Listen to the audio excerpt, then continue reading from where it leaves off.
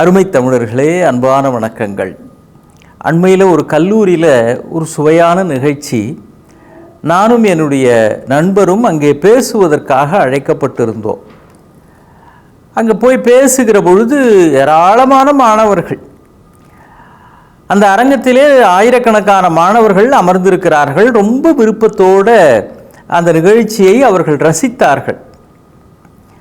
அது வெறும் பேச்சா, சொற்பொழிவா, ஆத்துன்னு ஆத்துறதும்பாங்களே, அப்படிலாம் சொற்பொழிவு ஆற்றுகிற ஒன்றாக இல்லாமல் அதை ஒரு இன்டராக்டிவ் செஷனாக அமைத்திருந்தார்கள். அதாவது நாம் கேள்வி கேட்டு மாணவர்கள் சொல்வது மாதிரி, மாணவர்கள் கேள்வி கேட்டு விளக்கம் பெறுவது மாதிரி, அப்படிப்பட்ட ஒரு நிகழ்ச்சி. 1 மணி நேரம் நாமே பேசுவது, கேட்பது, எழுந்து போவது என்று இல்லாமல் தெளிவு தருகிற ஒரு நிகழ்ச்சியாக அமைத்திருந்தார்கள். அதில் என் கூட வந்திருந்த பேச்சாளர் அவர் ஒரு ஆங்கில மேற்கோள் பழமொழி ஒன்றை சொன்னார். ஆங்கிலத்தில் ஒரு பழமொழி உண்டு, உங்களுக்கு தெரிஞ்சிருக்கும். சீக்கிரமாக படுக்க போயிட்டு காலையில் சீக்கிரமாக எழுகிறவர்கள் புத்திசாலியாக, செல்வந்தர்களாக ஆகிறார்கள், ஆரோக்கியம் உள்ளவர்களாக ஆகிறார்கள் அப்படின்னு ஒரு பழமொழி உண்டு, கேள்விப்பட்டிருப்பீங்க ஆங்கிலத்தில். Early to bed and early to rise makes a man healthy wealthy wise அப்படிம்பாங்க. சீக்கிரமாக படுக்க போகணும், சீக்கிரமாக எந்திரிக்கணும். இந்த பழமொழியை சொன்ன உடனே கூட்டத்திலேருந்து ஒரு மாணவர் எழுந்தார். அவர் எழுந்தவுடனே ஒரு கேள்வி கேட்டார். என்னுடைய நண்பர் இந்த பழமொழியை சொல்லுகிறார். இப்போ மாணவர் அந்த கேள்வி கேட்குறார். மேடம், நீங்கள் இது மாதிரி, அவங்க ஒரு பெண் பேச்சாளர். மேடம், நீங்கள் சொன்னீங்களே காலையில் இப்போ சீக்கிரமாக படுக்க போயிட்டு காலையில் சீக்கிரம் எழுந்தால் அவங்க புத்திசாலியாக, செல்வந்தர்களாக ஆக முடியும் அப்படின்னு சொல்கிறீங்கல்ல. ஆமாம், உண்மைதான்ப்பா, பெரியவங்க சொல்லியிருக்கிறாங்க அப்படின்னாங்க. இல்லை மேடம், எனக்கு அதில் தான் ஒரு சந்தேகம். இப்போ காலையில் வீடு வீடாக வந்து பால் போடுறவர் இருக்கிறாரு, அவர் கூட எனக்கு தெரிஞ்சு 25 வருஷமாக சீக்கிரமாக தான் எந்திரிக்கிறாரு. போஸ்டர் ஓட்டுறவர் கூட சீக்கிரமாக 4 மணிக்கெலாம் எந்திரிச்சிடுறாரு. ஆனால் அவர் அப்படியே போஸ்டர் தான் ஓட்டிகிட்டு இருக்கிறாரு, பால் தான் போட்டுக்கிட்டு இருக்காரு இவர். இப்போ அந்த பழமொழி தப்புன்னு ஆகுதுங்களே மேடம் அப்படின்னார். பசங்க எல்லாம் ஓன்னு சிரித்தாங்க, பேச்சாளரை மடக்கிட்டாங்க அப்படின்ன உடனே.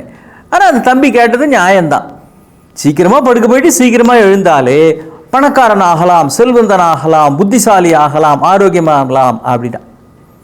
அப்போ அதில் ஒரு நுட்பம் நாம் என்ன புரிஞ்சுக்கணும் அப்படின்னா, எப்போ எழுந்து கொள்ளுகிறோம் அப்படிங்கிறது முக்கியம்தான். அதிகாலை துயிலெழு அப்படின்னு நம்ம அவ்வளோ பாட்டி கூட சொல்கிறாங்க. ஆனால் துயிலெழுன்னு சொன்னதனுடைய நோக்கம் துயில் எழுவதற்காக இல்லை, எழுந்த பிறகு என்ன செய்கிறோம் அப்படிங்கிறது தான் முக்கியம்.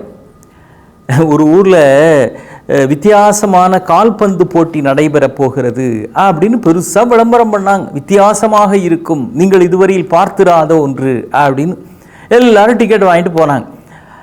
அந்த ரெஃப்ரி இருக்கிறாரு, விளையாட்டை ஆரம்பிப்பதற்காக அவர் டாஸ் போட்டார். அப்புறம் விளையாட்டுக்கு தொடங்கலாம்ன்றதுக்கான அடையாளங்கள் சொல்லப்பட்டு சமிக்ஞை தந்தவுடன் விசில் அடித்தார். ப்ரோக்ராம் ஆரம்பிச்சிருச்சு. ஆனால் நிகழ்ச்சி போக போக என்னவோ வித்தியாசம்னு சொன்னாங்களே, ஒன்றுமே தெரியலையே அப்படின்னு. ஒரு லெவலுக்கு மேலே விளையாடிக்கிட்டு இருந்தாங்களே, அவங்களுக்கே ஒன்றும் புரியல, நம்ம என்னதான் விளையாட்டு விளையாடுறோம் அப்படின்னு. ஏன்னா எல்லாம் ஒருத்தர் இன்னொருத்தருக்கு அடிக்கிறார், அவர் இன்னொருத்தருக்கு அடிக்கிறார், அவர் இன்னொருத்தருக்கு அடிக்கிறார். இந்த கோல் போடுறதுக்காக போனால் அந்த கால்பந்து கிரவுண்டில் கோல் போஸ்டே இல்லைங்க. கோல் போஸ்டே இல்லாமல் நீங்கள் ஃபுட்பால் மேட்ச், வித்தியாசமான ஃபுட்பால் மேட்ச்சுன்னாங்களே, அது இதுதானா அப்படின்னு தூக்கி வாரி போட்டுது. என்ன காரணம்? இப்போ என்னதான் ஒருத்தர் இன்னொருத்தருக்கு திறம்பட அந்த பாலை பாஸ் பண்ணாலும், அவர் அதை எடுத்துக்கிட்டு வேகமாக போனாலும், அவர் உடனே அந்த கோல் போஸ்ட்டுக்கு பக்கத்தில் இருக்கிறவர்கிட்ட பாஸ் பண்ணாலும் அவர் கரெக்டாக கோல் போடணும். அதுக்கு அங்கே கோல் போஸ்ட்னு ஒன்று இருக்கணும். அதுவே இல்லைன்னா யாருக்கு யார் எதிர்த்து பாஸ் பண்ணி அதை கேரி ஓவர் கொண்டு போய் எங்கே போய் கோல் போட போகிறாங்க? வாழ்க்கையில் கூட அப்படிதாங்க. கோல் அப்படின்னு ஒன்று இல்லைன்னு வச்சுக்கோங்களேன், கோல் போஸ்ட் இல்லாத கால்பந்து விளையாட்டு மாதிரி தான். நான் இதை சொல்கிறதுக்கு காரணம், இன்றைக்கு ஒவ்வொரு ஆண்டும் 95 லட்சம் மாணவர்கள் இந்தியாவிலே பிஇ படிப்பு படித்து விட்டு வருகிறார்கள். என்ஜினியரிங் முடிச்சுட்டு 95 லட்சம் மாணவர்கள் ஒவ்வொரு நாளும் கல்லூரியிலிருந்து ஒவ்வொரு ஆண்டும் வெளிவருகிறார்கள். ஆனால் 95 லட்சம் பேர் இன்ஜினியர் ஆயிடுறாங்களா? அங்கே தான் யோசிக்க வேண்டியிருக்குது. தேர்விலே வெற்றி பெற்று மாணவர்கள் வருகிறார்கள். ஆனால் தேர்வில் வெற்றி பெற்றவர்கள் எல்லாம் வெற்றிகரமான பொறியியலாளர்கள் ஆவது இல்லை. அப்ப காலையில் எழுந்து கொள்கிறோம் என்பது முக்கியம் இல்லை, எழுந்த பிறகு என்ன செய்கிறோம் என்பதுதான் முக்கியம். அதே போலத்தான் வாழ்க்கையில் நாம் எதற்காக உழைக்கிறோம் என்பது முக்கியம் இல்லை, நாம் எதற்காக உழைக்கிறோமோ அந்த இலக்கை அடைந்தோமா என்பதுதான் முக்கியம். அடைவதற்கான முயற்சியைத்தான் ஒவ்வொரு நாளும் செய்ய வேண்டும். இன்னைக்கு எவ்வளோ மாணவர்கள் பிஇ படித்து முடிச்சிருக்கிறாங்க, கஷ்டப்பட்டு எஜுகேஷன் லோன்லாம் போட்டு அப்பா படிக்க வைக்கிறார், அம்மா படிக்க வைக்கிறாங்க, அம்மா நகையெல்லாம் விற்று பிள்ளைக்கு டியூஷன் ஃபீஸ் கட்டுறாங்க.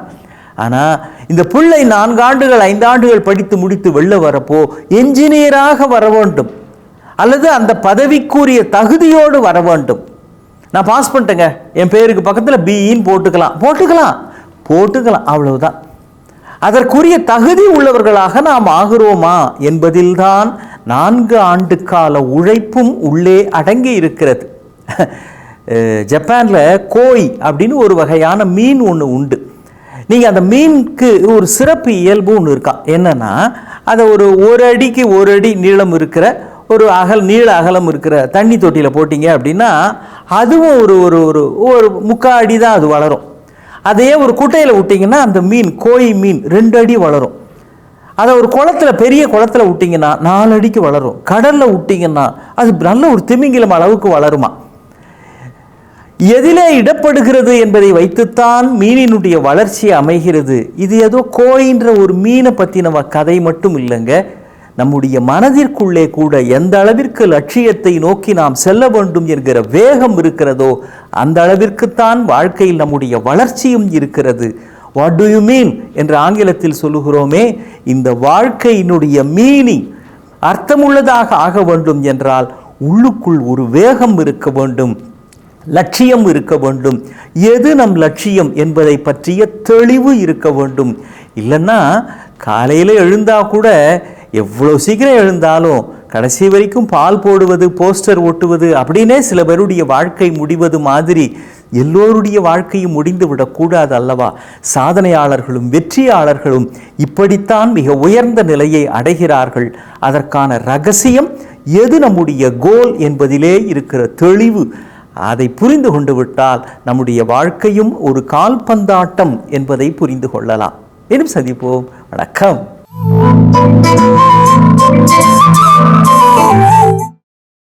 இன்னும் பல வீடியோக்களை காண சன் லைஃப் சேனலை சப்ஸ்கிரைப் பண்ணுங்க.